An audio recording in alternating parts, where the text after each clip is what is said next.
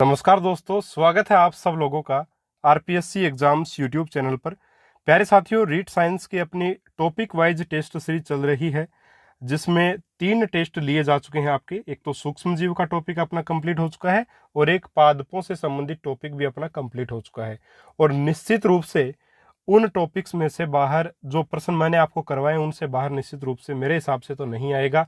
और कोशिका से संबंधित आज अपन प्रश्नों को करेंगे। कुल साथियों 147 प्रश्न मैंने कोशिका पर बनाए हैं, जिसमें से 50 प्रश्न आज करेंगे। तो टोटल 3 वीडियो कोशिका के ऊपर बनेंगे। ये भाग अपना प्रथम है। राजस्थान बोर्ड और एनसीईआरटी की किताबों से ये प्रश्न बनाए गए हैं। निश्चित रूप से साथियों ज्यादा एक्सप्लेनेशन करने की प्रत्येक प्रश्न में आवश्यकता नहीं है, क्योंकि 147 प्रश्न यानी कि हर एक बात पे प्रश्न बना दिया गया है। परीक्षा में मेरे हिसाब से इनसे बाहर प्रश्न नहीं बनना चाहिए। तो ये टेस्ट सीरीज आपके लिए बहुत जोरदार साबित होगी।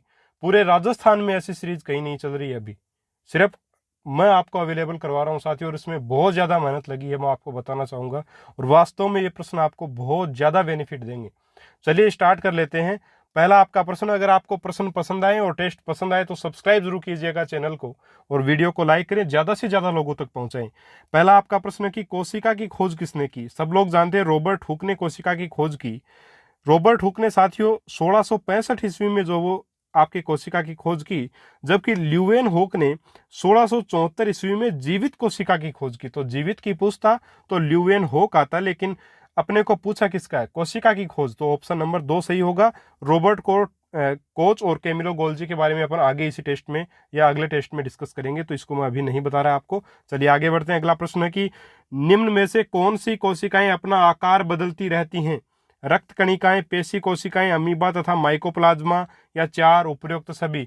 तो प्यारे साथियों, अमीबा एवं माइकोप्लाज्मा जो है वो अपना आकार बदलती रहती हैं। पहले भी इसके बारे में बात कर चुके हैं। चलिए आगे बढ़ते हैं। अगला प्रश्न, निम्नलिखित में से सही क्रम है। प्यारे साथियों, आपके सामने 4 ऑप्शन है, देख लीजिए इनको, और इसमें जो सही आंसर है वो आप मन में सोच लीजिए और मैं आपको इसका आंसर बताना चाहूंगा। इसका सही उत्तर है कोशिका, उत्तक, अंग, उसके बाद में तंत्र और शरीर। तो ऑप्शन नंबर 1 सही रहेगा। कोशिका से उत्तक बनेंगे, उत्तक मिलेंगे तो अंग बनेंगे, अंग से तंत्र बनेगा, तंत्र से शरीर बनेगा।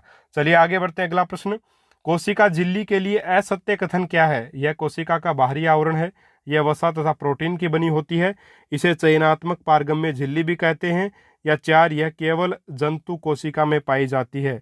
तो प्यारे साथियों, कोशिका झिल्ली के लिए पूछा गया है, ठीक है। यहाँ पे असत्य कथन पूछा अपने को कि कोशिका झिल्ली के बारे में असत्य कथन क्या है। तो प्यारे साथियों देखिए, चौथा ऑप्शन जो बिल्कुल असत्य है कि यह केवल जंतु कोशिका में पाई जाती है, जबकि कोशिका झिल्ली जो है वो पादप कोशिका में भी पाई जाएगी। कोशिका भित्ति अगर होती तो वो केवल पादप कोशिका में मिलती है, लेकिन कोशिका झिल्ली पादप और जंतु दोनों में मिलेगी। तो ऑप्शन है 4 यहाँ पे आपका असत्य कथन जो वो रहेगा, ठीक है, क्योंकि यहाँ पे शब्द दे दिया गया है केवल। आगे बढ़ते हैं। अगला प्रश्न है कि पादप कोशिका की कोशिका भित्ति बनी होती है फास्फोलिपिड तथा प्रोटीन की, कार्बोहाइड्रेट की, सेल्यूलोज, हेमीसेल्यूलोज, पेक्टिन तथा पॉलीसेकेराइड से, या 4 उपयुक्त सभी। तो प्यारे साथियों यहाँ पे सही आंसर आपका क्या रहेगा, सेल्यूलोज, हेमीसेल्यूलोज, पेक्टिन तथा पॉलीसेकेराइड की बनी होती है आपकी कोशिका भित्ति, जो केवल पादप कोशिकाओं में पाई जाती है, ठीक है। उम्मीद है आपका सही हुआ होगा ये प्रश्न। चलिए आगे बढ़ते हैं। अगला प्रश्न कि कोशिका द्रव्य में पाए जाते हैं जल, ग्लाइकोजन, वसा और उपयुक्त सभी। तो प्यारे साथियों इस प्रश्न का आंसर क्या होगा, जल भी पाया जाता है, ग्लाइकोजन भी पाया जाएगा और वसा भी, यानी कि कोशिका द्रव्य में सारी चीजें मौजूद होती हैं। तो ऑप्शन नंबर 4 सही होगा। देखिए साथियों, अगर प्रत्येक प्रश्न को बहुत ज्यादा एक्सप्लेनेशन करेंगे तो निश्चित रूप से बहुत ज्यादा टाइम लगेगा 50 प्रश्नों में, और मैं नहीं चाहता कि आपका एक भी मिनट खराब हो, है ना।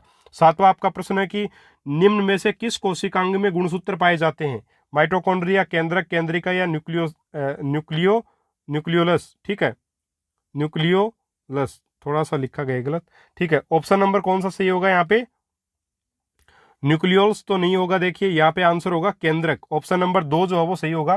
केंद्रक में जो है गुणसूत्र पाए जाते हैं मित्रों। और अगर अपन इन 50 प्रश्नों यानी 150 प्रश्न जो 147 प्रश्न है, इनको अगर अपन पूरा कर लेते हो तो निश्चित रूप से किसी एक्सप्लेनेशन की आवश्यकता भी नहीं है, प्रत्येक चीज क्लियर हो जाएगी आपकी। चलिए फिर भी जहां पे जरूरत होगी मैं आपको जरूर एक्सप्लेन करूंगा। अगला प्रश्न, वे कोशिकाएं जिनमें केंद्रक के चारों तरफ केंद्रक झिल्ली नहीं पाई जाती उसको क्या कहते हैं। सब लोग जानते हैं प्रोकैरियोटिक कोशिका कहते हैं, बहुत बार बता चुका हूं। यूकैरियोटिक में केंद्रक झिल्ली पाई जाती है, ठीक है। वहीं एक और बात बताना चाहूंगा कि प्रोकैरियोटिक कोशिकाओं में साथियों दोहरी झिल्ली युक्त कोशिकांग भी नहीं पाए जाता, जैसे माइटोकॉन्ड्रिया है, लवक है, ये भी आपकी प्रोकैरियोटिक कोशिकाओं में नहीं पाए जाते, क्योंकि निश्चित रूप से साथियों जो दोहरी झिल्ली युक्त कोशिकांग हैं वो आपके प्रोकैरियोटिक कोशिकाओं में नहीं होंगे। चलिए आगे बढ़ते हैं। अगला प्रश्न कि निम्नलिखित में से यूकैरियोटिक नहीं है, यूकैरियोट्स नहीं है। यूकैरियोट्स कौन होते हैं?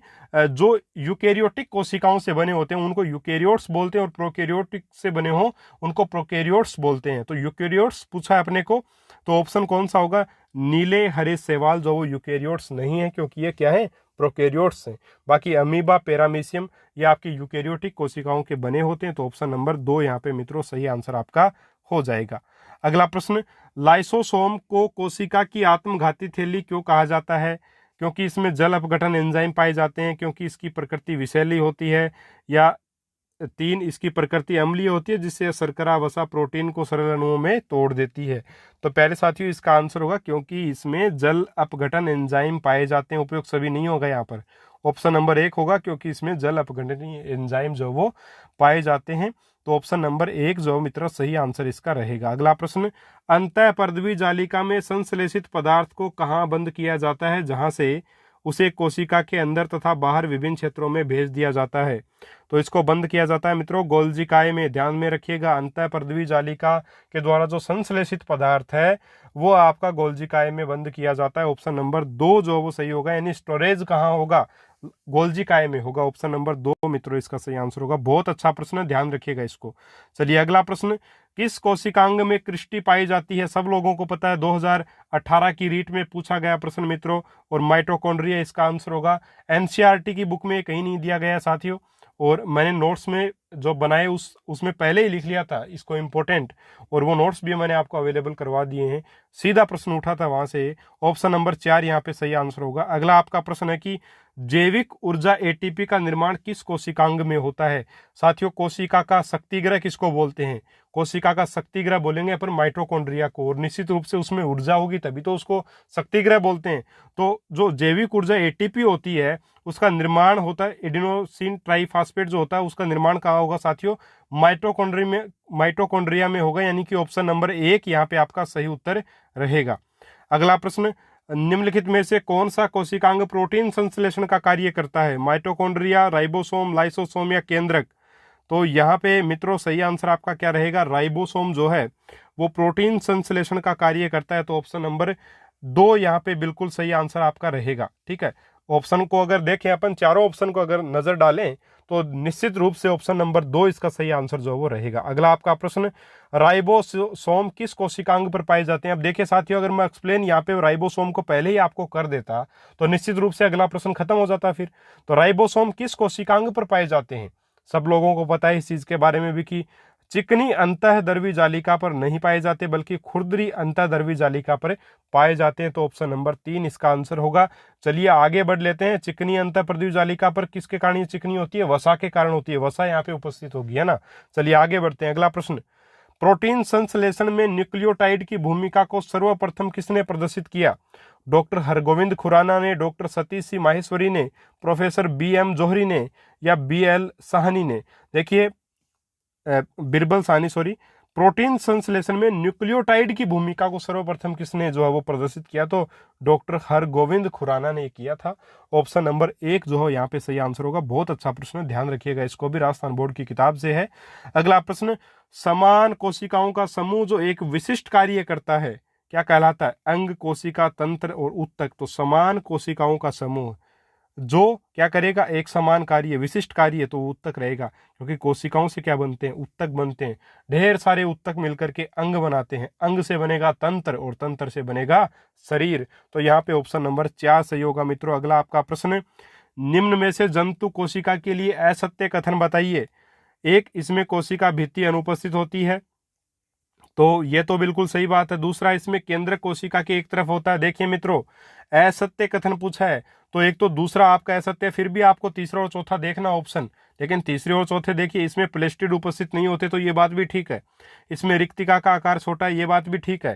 ठीक है, बाकी देखिए जंतु कोशिका के लिए असत्य क्या होगा? ऑप्शन नंबर 2 होगा। इसमें केंद्रक कोशिका के एक तरफ नहीं होकर के कहाँ पे होता है? केंद्र में होता है, यानी कि मध्य में होता है आपका, लगभग सेंटर में इसमें केंद्रक पाया जाता है। किसमें? जंतु कोशिका में। पादप कोशिका में रिक्तिकाओं का आकार बड़ा होने के कारण जो वो केंद्रक जो वो एक तरफ परिधीय केंद्र होता है। तो ऑप्शन नंबर 2 सही होगा। यह भी आपका आरटेट का प्रश्न है, पूछा गया प्रश्न साथियों, 2012 के आसपास आया था ये प्रश्न। चलिए आगे बढ़ते हैं। अगला प्रश्न, सबसे छोटी कोशिका का आकार है 0.1 से 0.5 माइक्रोमीटर। तो निश्चित रूप से यही आंसर हो जाएगा आपका ऑप्शन नंबर 1। चलिए आगे बढ़ते हैं। अगला प्रश्न, कोशिका के समस्त कार्यों पर नियंत्रण कौन करता है? केंद्रक करता है, गोल्जिकाए करता है, माइटोकॉन्ड्रिया या केंद्रिका? तो साथियों कोशिका के समस्त कार्यों पर नियंत्रण करेगा केंद्रक। ठीक है, केंद्रक ही इसके ऊपर नियंत्रण करता है, इसलिए यहाँ पे आपका ऑप्शन कौन सा सही होगा? ऑप्शन नंबर 1 जो है वो इसका सही आंसर आपका रहेगा। चलिए अगला प्रश्न, 21वां प्रश्न की किस विलयन का उपयोग कर सूक्ष्मदर्शी की सहायता से कोशिकांगों को आसानी से देखा जा सकता है? तो प्यारे साथियों, एक है आयोडीन विलयन, दूसरा मिथाइलिन ब्लू है, तीसरा है उपयुक्त दोनों और चौथा ऑप्शन उपयुक्त में से कोई नहीं। तो किस विलयन का उपयोग करके अपन सूक्ष्मदर्शी की सहायता से कोशिकांगों को भी आसानी से देख सकते हैं? यानी एक कोशिका को तो देख ही सकते हैं, लेकिन उसमें जो कोशिकांग है उनको भी देख सकते हैं। तो वो है आपका साथियों आयोडीन विलयन। ये राजस्थान बोर्ड की किताब में दे रखा है और एनसीईआरटी में मिथाइलिन ब्लू भी दे रखा है। यानी एनसीईआरटी यानी कि मिथाइलिन ब्लू का उपयोग भी किया जा सकता है और आयोडीन का भी। तो दोनों ही बिल्कुल ठीक है, यानी ऑप्शन नंबर 3 यहाँ पे आपका सही आंसर होगा। ठीक है, उम्मीद है बहुत अच्छे से आपको ये प्रश्न समझ आया होगा और आपने आंसर भी इसका सही किया होगा। चलिए आगे बढ़ते हैं। अगला आपका प्रश्न है, कोशिका सिद्धांत किसके द्वारा प्रतिपादित किया गया? मित्रों अब आरबीएससी की कक्षा 9 की पुस्तक स्टार्ट हो चुकी है, बहुत ही शानदार प्रश्न आएंगे इस पुस्तक से।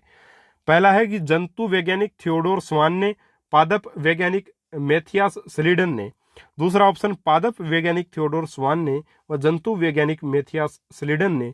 तीसरा ऑप्शन है जंतु वैज्ञानिक थियोडोर स्वान और जंतु वैज्ञानिक मैथियास स्लीडन, या फिर दोनों को पादप वैज्ञानिक बता करके बताया गया है। बहुत ही आसान प्रश्न, लेकिन इसको भी ऑप्शन के माध्यम से कठिन थोड़ा सा बनाया गया है यहाँ पर। और प्यारे साथियों इस प्रश्न का आंसर होगा ऑप्शन नंबर 1।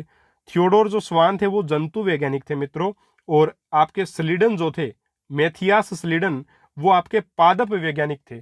इसलिए ऑप्शन कौन सा प्यारे साथियों यहाँ पे सही होगा? यहाँ पे ऑप्शन नंबर 1 सही होगा। और ये कोशिका सिद्धांत इन्होंने 1838 और 39 में जो प्रतिपादित किया था। बहुत ही इंपॉर्टेंट है, ध्यान रखिएगा मित्रों, डेट के साथ भी पूछ लिया जाता है इस प्रश्न को। चलिए आगे बढ़ते हैं। अगला प्रश्न, कोशिका सिद्धांत के लिए असत्य कथन है। अब देखिए कोशिका सिद्धांत यहीं पे आपका स्पष्ट हो जाएगा। पहला ऑप्शन है कि प्रत्येक जीव का शरीर एक या अनेक कोशिकाओं का बना होता है। दूसरा, कोशिका सभी जैव क्रियाओं की मूलभूत इकाई है। तीसरा, कोशिका में केंद्रक में आनुवांशिक पदार्थ पाया जाता है। और चौथा ऑप्शन जीन आनुवांशिकी की इकाई है। तो असत्य कथन कौन सा है कोशिका सिद्धांत के लिए? तो पहली बात भी सही, दूसरी भी सही, तीसरी भी सही। जीन जो है वो आनुवांशिकी की इकाई जरूर है, ये बात है बिल्कुल सही।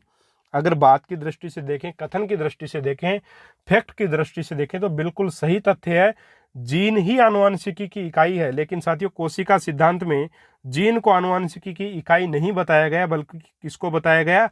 कोशिका को आनुवांशिकी की इकाई बताया गया। इसलिए प्यारे साथियों यहाँ पे आपका ऑप्शन नंबर 4 सही होगा। कोशिका सिद्धांत के लिए ये असत्य कथन है। उम्मीद है बहुत आसानी से अच्छे से आप इसको समझे होंगे।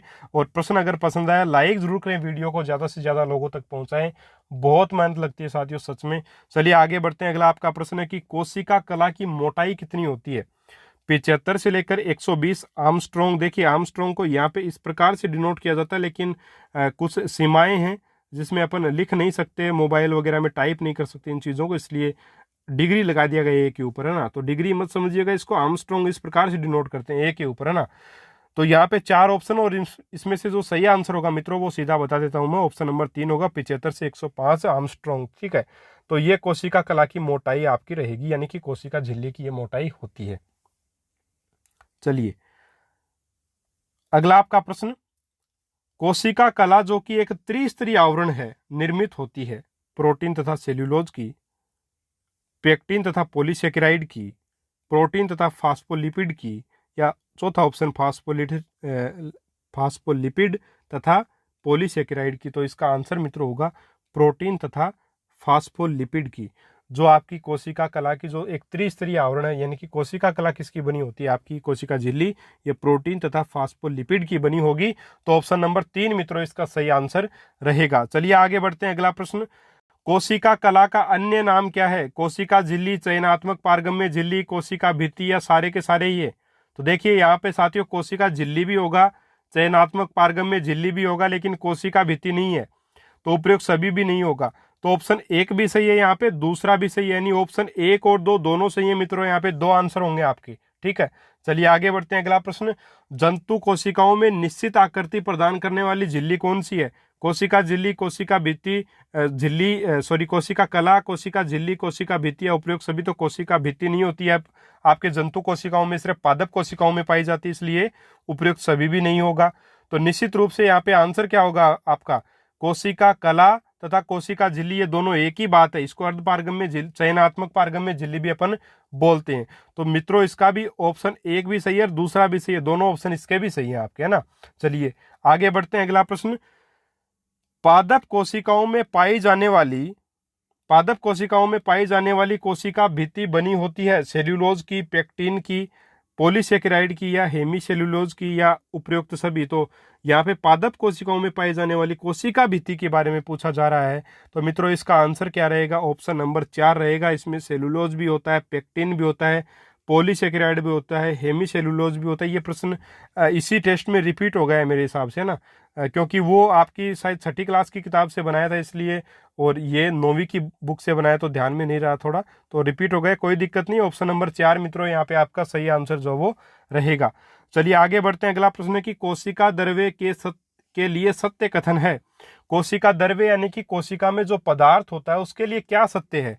एक, कोशिका कला तथा केंद्रक के मध्य उपस्थित पदार्थ ही कोशिका द्रव्य कहलाता है। दूसरा, कोशिका के सभी कोशिकांग इसी में पाए जाते हैं, तो बिल्कुल सही बात है। तीसरा, इस तरल पदार्थ में जल, ग्लाइकोजन, वसा तथा अन्य पदार्थ पाए जाते हैं। क्या क्या पाया जाता है? जल, ग्लाइकोजन, वसा तथा अन्य पदार्थ, यानी कि बिल्कुल सही बात है ये भी। तो उपयुक्त सभी यहाँ पे आपका सही आंसर हो जाएगा, ऑप्शन नंबर 4। चलिए मित्रों अगला प्रश्न, माइटोकॉन्ड्रिया पाया जाता है केवल प्रोकैरियोटिक कोशिकाओं में, यूकैरियोटिक कोशिकाओं में, केवल पादप कोशिकाओं में, केवल जंतु कोशिकाओं में? अब प्यारे साथियों देखिए, कोशिकाओं को 2 भागों में बांट सकते हैं अपन, एक तो प्रोकैरियोटिक कोशिका और एक आपकी होती है यूकैरियोटिक कोशिका। तो मित्रों प्रोकैरियोटिक कोशिका में माइटोकॉन्ड्रिया नहीं पाया जाता, क्योंकि माइटोकॉन्ड्रिया जो है वो आपका दोहरी झिल्ली युक्त कोशिकांग है, ठीक है। माइटोकॉन्ड्रिया लवक आपके दोहरी झिल्ली युक्त कोशिकांग हैं, इसलिए ये प्रोकैरियोटिक कोशिकाओं में नहीं पाए जाएंगे, बल्कि यूकैरियोटिक कोशिकाओं में पाए जाएंगे। और यूकैरियोटिक कोशिकाओं के ही एग्जाम्पल हैं पादप कोशिका और जंतु कोशिका। तो यूकैरियोटिक कोशिकाओं के ही एक प्रकार से एग्जाम्पल मानते हैं अपन पादप और जंतु कोशिका को। इसलिए प्यारे साथियों अगर सही रूप से देखें इसमें ऑप्शन, तो ऑप्शन में 2 ज्यादा सही आंसर यहाँ पे रहेगा, क्योंकि इसी में पादप और जंतु कोशिका भी आ जाती हैं। चलिए आगे बढ़ते हैं, अगला आपका प्रश्न है, माइटोकॉन्ड्रिया के लिए असत्य कथन है, इसे कोशिका का शक्ति ग्रह कहते हैं। तो ये तो बिल्कुल सही है। दूसरा, जिन कोशिकाओं को ऊर्जा की अधिक आवश्यकता होती है उनमें माइटोकॉन्ड्रिया की संख्या भी अधिक होती है। तो प्यारे साथियों ये बहुत ही सही और बिल्कुल सही बात है। बच्चे इसको गलत कर देते हैं कि सर माइटोकॉन्ड्रिया की संख्या तो एक ही होती है कोशिका में, ऐसा नहीं होता। जिन कोशिकाओं में अगर ऊर्जा की ज्यादा जरूरत है तो वहां पे 1 से अधिक कोशिकांग भी होते हैं, ठीक है, 1 से अधिक माइटोकॉन्ड्रिया भी होते हैं। अगला आपका ऑप्शन है कि सभी कोशिकाओं में माइटोकॉन्ड्रिया की संख्या समान होती है। तो देखिए यही आपका असत्य कथन हो जाएगा, तो ऑप्शन नंबर 3 यहाँ पे आपका सही आंसर हो जाएगा, असत्य कथन हो जाएगा। बाकी माइटोकॉन्ड्रिया में दोहरी झिल्ली युक्त कोशिकांग है, ये बिल्कुल सही बात है। माइटोकॉन्ड्रिया आपका दोहरी झिल्ली युक्त ही कोशिकांग है, लवक भी है ना, लवक भी दोहरी झिल्ली युक्त कोशिकांग है। चलिए साथियों अगला आपका प्रश्न देखिए, माइटोकॉन्ड्रिया की खोज किसने की? बेंदा ने, कोलिकर ने, डिडवे ने या क्लाड ने? तो माइटोकॉन्ड्रिया की जो खोज की साथियों वो कोलिकर ने की है। तो ऑप्शन नंबर 2 यहाँ पे आपका सही आंसर रहेगा। क्रिस्टी किस कोशिकांग में पाई जाती है? तो माइटोकॉन्ड्रिया में पाई जाती है। ये प्रश्न भी मित्रों रिपीट हो गया है, ठीक है। चलिए अगला आपका प्रश्न है कि क्रिस्टी की सतह पर पाए जाने वाले असंख्य संवर्त कण क्या कहलाते हैं? इस बार के लिए इंपॉर्टेंट प्रश्न बता देता हूं आपको। ये क्रिस्टी की सतह पर जो आपके संवर्त कण पाए जाते हैं उनको क्या बोलते हैं? उनको बोलते हैं मित्रों ऑक्सीसोम। ऑप्शन नंबर 1 सही रहेगा यहाँ पे, ठीक है। चलिए आगे बढ़ते हैं, माइटोकॉन्ड्रिया में नहीं पाए जाते phospholipid DNA, ribosome comma protein, तीसरा ऑक्सीसोम कोमा आरएनए और चौथा है उपरोक्त में से कोई नहीं। तो मित्रों माइटोकॉन्ड्रिया में जो नहीं पाए जाते उनको बताना है। तो फास्फोलिपिड डीएनए भी मिलता है, राइबोसोम प्रोटीन भी मिलते हैं, ऑक्सीसोम आरएनए भी मिलते हैं और उपरोक्त में से कोई नहीं। आंसर आपका बिल्कुल यहाँ पे सही हो जाएगा, क्योंकि नहीं पाए जाते वो बताना है। तो ऑप्शन 4 यहाँ पे सही आंसर आपका हो जाएगा। अब कुछ दोस्त बोलेंगे कि राइबोसोम जो वो माइटोकॉन्ड्रिया में नहीं होता, तो आगे प्रूफ दिखाऊंगा आपको। चलिए आगे बढ़ते हैं। अगला प्रश्न, किस लवक में कार्बोहाइड्रेट का संश्लेषण होता है? किस लवक में होता है कार्बोहाइड्रेट का संश्लेषण? वर्णी लवक में, अवर्णी लवक में, हरित लवक में, या इनमें से या उपयुक्त सभी में? तो माइटोकॉन्ड्रिया आपका किस लवक में कार्बोहाइड्रेट का संश्लेषण होता है? तो प्यारे साथियों हरित लवक जो होता है, ठीक है, क्लोरोफिल ए और बी जो भी टाइप है ना, उनमें आपका क्या होगा, हरित लवक में कार्बोहाइड्रेट का संश्लेषण होगा। बाकी वर्णी और अवर्णी लवक में नहीं होंगे। ठीक है, तो हरित लवक जो वर्णी लवक ही आपका, तो हरित लवक इसका सटीक आंसर होगा बिल्कुल। ठीक है, किस लवक में कार्बोहाइड्रेट का संश्लेषण होगा? तो हरित लवक में होगा, क्लोरोफिल जिसको अपन बोलते हैं। तो ऑप्शन नंबर 3 यहाँ पे मित्रों सही आंसर आपका बिल्कुल इसका रहेगा। चलिए आगे बढ़ते हैं। अगला प्रश्न, थाइलेकोइड पाए जाते हैं स्ट्रोमा में, ग्रेनम में, इंटरग्रेनम में, या हरित लवक की बाह्य झिल्ली व अंतः झिल्ली के मध्य? तो मित्रों स्ट्रोमा में नहीं पाए जाते, बल्कि किस में पाए जाएंगे? ग्रेनम में पाए जाएंगे, क्योंकि स्ट्रोमा में ही ग्रेनम पाया जाता है और ग्रेनम के अंदर जो वो सिक्कों के रूप में, परत के रूप में इस प्रकार से पाए जाते हैं। तो आप यहाँ पे सही आंसर क्या करेंगे? ग्रेनम करेंगे। ऑप्शन नंबर 2 जो है वो इसका सही आंसर मित्रों रहेगा। चलिए आगे बढ़ते हैं। अगला आपका प्रश्न है कि पिट्ठिका में पाए जाते हैं। पिट्ठिका यानी कि पिट्ठिका किसको बोलते हैं? स्ट्रोमा। स्ट्रोमा को ही जो पिट्ठिका बोलते हैं। ऑप्शन नंबर 1 का प्रकाश संश्लेषण से संबंधित एंजाइम, दूसरा राइबोसोम, तीसरा डीएनए और चौथा ऑल ऑफ दीज यानी कि उपयुक्त सभी। तो पिट्ठिका यानी स्ट्रोमा में साथियों प्रकाश संश्लेषण से संबंधित एंजाइम भी पाए जाते हैं, राइबोसोम भी पाए जाएंगे और डीएनए भी पाया जाता है। तो ऑप्शन नंबर 4 यहाँ पे मित्रों बिल्कुल सही आंसर आपका रहेगा। चलिए आगे बढ़ते हैं। लाइसोसोम की खोज किसने की? बेंदा ने की, कोलिकर ने की, डीडवे ने की, या क्लॉड ने की? तो साथियों लाइसोसोम की जो खोज की है वो किसने की है? डीडवे ने इसकी खोज जो वो की है। लाइसोसोम की डीडवे के द्वारा खोज की गई है। ठीक है, और आपके यहाँ पे ऑप्शन नंबर 3 को आप बिल्कुल सही करेंगे। चलिए आगे बढ़ते हैं। अगला प्रश्न, किस कोशिकांग के एंजाइम उसी कोशिका का पाचन कर देते हैं जिसमें वह स्थित होता है? माइटोकॉन्ड्रिया, गोल्जी काय, लाइसोसोम या राइबोसोम?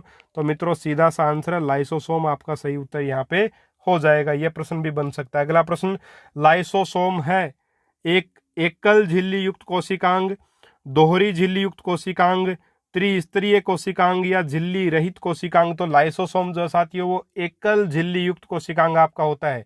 बाकी माइटोकॉन्ड्रिया और लवक जो है वो दोहरी झिल्ली युक्त कोशिकांग होते हैं। ठीक है, और इनको अर्ध स्वायत्त शासी अंग भी जो है वो लवक और माइटोकॉन्ड्रिया को कहा जाता है, क्योंकि जीवाणुओं के प्रवेश से, कोशिका में जीवाणुओं के प्रवेश से इनका जो है वो एक प्रकार से मतलब जनन माना जाता है एक प्रकार से इनका ना, कि माइटोकॉन्ड्रिया जो वो कोशिका में कहाँ से उत्पन्न हुआ? जीवाणुओं के प्रवेश से, ऐसा माना जाता है, इसलिए इनको अर्ध स्वायत्त शासी अंग भी कहा गया है। चलिए आगे बढ़ लेते हैं। अगला प्रश्न है कि लाइसोसोम के जल अपघटनीय एंजाइम निम्न का अपघटन करते हैं? शर्करा का, प्रोटीन तथा वसा का, न्यूक्लिक अम्ल का, या उपरोक्त सभी का? तो ये सबका ही कर देते हैं अपघटन, खा जाते हैं पूरे लाइसोसोम को, और लाइसोसोम फिर पूरी कोशिका को जो है वो एकदम खत्म कर देता है। तो ऑप्शन नंबर 4 जो है वो बिल्कुल सही आंसर आपका यहाँ पे रहेगा। चलिए आगे बढ़ते हैं। अगला आपका प्रश्न कि कौन सा कोशिकांग गोल्जी काय का निर्माण करता है? तो लवक करेगा, तारक काय करेगा, अंतःद्रव्यी जालिका करेगा, या राइबोसोम? देखिए साथियों तारक काय बिल्कुल छोटा सा होता है, लवक जो है वो इससे गोल्जी काय का निर्माण नहीं करते। तो अंतःद्रव्यी जो जालिकाएं हैं वो निश्चित रूप से आपकी गोल्जी काय का निर्माण करेंगी, जबकि राइबोसोम जो वो खुरदरी अंतःद्रव्यी जालिका की सतह पर पाया जाता है। तो ऑप्शन नंबर 3 जो मित्रों यहाँ पे सही आंसर आपका रहेगा। अब देखिए प्रश्न आ गया कि राइबोसोम पाए जाते हैं। राइबोसोम कहाँ पाए जाते हैं? ऑप्शन नंबर 1 चिकनी अंतःद्रव्यी जालिका की सतह पर, दूसरा खुरदरी अंतःद्रव्यी जालिका की सतह पर, तीसरा ऑप्शन है माइटोकॉन्ड्रिया में। ऑप्शन नंबर ए है 1 तथा 3 दोनों सही है, बी है 1 तथा 2, सी है 2 तथा 3, और डी है 1, 2 और 3 तीनों सही है। तो राइबोसोम साथियों कहाँ पाए जाते हैं? आपके खुरदरी अंतःद्रव्यी जालिका की सतह पर पाए जाते हैं। साथ ही माइटोकॉन्ड्रिया में भी साथियों राइबोसोम पाए जाते हैं। बहुत से लोग बोलते हैं, मैंने जब पोस्ट भी डाला था तब उस समय भी मैंने, हालांकि उस समय खुरदरी अंतःद्रव्यी जालिका ही बताया था, क्योंकि वहां पे ऑप्शन में इस प्रकार से ऑप्शन नहीं दिए गए थे, है ना, ठीक है। लेकिन यहाँ पे अपन जानते हैं कि माइटोकॉन्ड्रिया में भी राइबोसोम जो वो पाए जाते हैं मित्रों। और इसका आपको मैं सबूत दिखाऊं तो आपकी कक्षा 9 की जो पुस्तक है, उस पुस्तक में 6 के पाठ में माइटोकॉन्ड्रिया के चित्र के ठीक नीचे ये लिखा हुआ, देखिए क्या लिखा हुआ है कि मैट्रिक्स में, किसकी मैट्रिक्स में, जो माइटोकॉन्ड्रिया की मैट्रिक्स है उसमें 65 से लेकर 70% प्रोटीन, 25% फास्फोलिपिड तथा 0.5% आरएनए पाया जाता है। इसके अतिरिक्त माइटोकॉन्ड्रिया में डीएनए व राइबोसोम भी होते हैं। देखिए यहाँ लिखा हुआ साफ साफ, डीएनए और राइबोसोम भी होते हैं। प्रोकैरियोटिक कोशिकाओं में 70S प्रकार के राइबोसोम भी साथियों पाए जाते हैं, यह भी थोड़ा ध्यान में रखना है। और साथियों अगर माइटोकॉन्ड्रिया के लिए बात करें तो उसमें राइबोसोम पाए जाएंगे, बिल्कुल सटीक बात है। यहाँ पे आप स्क्रीनशॉट ले सकते हो इसका, अगर ये पुस्तक आपके पास नहीं है। ठीक है, बहुत ही शानदार किताब है और इन्हीं से ये प्रश्न बनाए गए हैं, इसीलिए बोल रहा हूँ ये प्रश्न कर लो, कुछ भी करने की मेरे हिसाब से आवश्यकता नहीं है साइंस में। चलिए आगे बढ़ते हैं। अगला आपका प्रश्न है कि चिकनी अंतःद्रवी जालिका के लिए असत्य कथन क्या है? यह वसा का संश्लेषण करती है, तो ये तो बात बिल्कुल ठीक है, इसलिए तो ये चिकनी होती है। दूसरा, यह लिपिड अणुओं के संश्लेषण का कार्य करती है, ये बात भी सही है मित्रों इसकी। फिर यह प्रोटीन संश्लेषण का कार्य करती है, तो ऐसा नहीं होता। ऑप्शन नंबर 3 जो है वो गलत होगा यहाँ पे।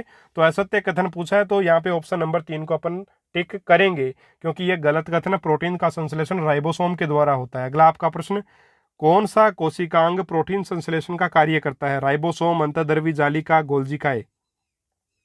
तो मित्रों यहाँ पे आपका आंसर क्या होगा? देखिए गोल्जिकाए और राइबोसोम ये दोनों की दोनों आपके मतलब क्या करेंगे, प्रोटीन संश्लेषण का कार्य करते हैं। ध्यान में रखिएगा, राइबोसोम भी करता है और बहुत बच्चे बोलते हैं कि सर गोल्जिकाए नहीं करता। तो गोल्जिकाए के लिए बोलते हैं कि श्रावण कर देता सर, लेकिन ये संश्लेषण नहीं करता। ठीक है, किसका संश्लेषण नहीं करता? प्रोटीन का। तो प्रोटीन का संश्लेषण भी करता है और श्रावण भी करता है, दोनों कार्य करता है। तो ऑप्शन नंबर यहाँ पे आपका 3 जो वो सी जो वो बिल्कुल सही रहेगा, राइबोसोम तथा गोल्जिकाए। ऑप्शन नंबर 3 मित्रों इसका सही आंसर रहेगा। उम्मीद है आप इस बात को अच्छे से समझे होंगे। चलिए आगे बढ़ते हैं। अगला प्रश्न, कोशिका द्रव्य व केंद्रक के मध्य पदार्थों के परिवहन का कार्य कौन करता है? राइबोसोम करता है, गोल्जिकाए करता है, अंतःद्रवी जालिका करती है, रिक्तिका करती है। तो प्यारे साथियों जो एक प्रकार से परिवहन का कार्य का जो संभालने वाला है वो कौन है? अंतःद्रवी जालिका है। किसके मध्य? कोशिका द्रव्य और केंद्रक के मध्य। केंद्रक आएगा ये ना, केंद्र नहीं है, केंद्रक के मध्य पदार्थों का परिवहन जो है वह अंतःद्रवी जालिका के द्वारा किया जाता है। ऑप्शन नंबर 3 यहाँ पे मित्रों आपका सही आंसर रहेगा। चलिए अगला आपका प्रश्न है कि राइबोसोम की खोज किस वैज्ञानिक ने की? बेंदा ने, कोलिकर ने, पेलेड ने या क्लॉड ने? तो मित्रों राइबोसोम की जो खोज है वो साथियों क्लॉड के द्वारा की गई, जबकि पेलेड ने इसको राइबोसोम नाम दिया। चूंकि जो राइबोसोम होते हैं वो आपके खुरदरी अंतःद्रवी जालिका के ऊपर पाए जाते हैं, तो उनकी खोज तो किसने कर ली? क्लॉड ने कर ली आपके, लेकिन पेलेड ने राइबोसोम नाम उनको दिया। तो ऑप्शन नंबर 4 सही होगा। अपने को खोज पूछिए तो ऑप्शन नंबर 4 इसका सही आंसर अपन करेंगे। चलिए अगला प्रश्न है कि राइबोसोम के लिए सत्य कथन बताइए। एक, राइबोसोम कोशिका द्रव्य स्वतंत्र रूप कोशिका द्रव्य में, यहाँ पे कोशिका द्रव्य में आएगा। ठीक है, राइबोसोम कोशिका द्रव्य में स्वतंत्र रूप से पाए जाते हैं। तो क्या ये सही कथन है? तो मित्रों देखिए आगे बढ़ते हैं। अगला आपका प्रश्न है कि अगला आपका ऑप्शन राइबोसोम खुरदरी अंतःद्रवी जालिका पर दाने के रूप में पाए जाते हैं।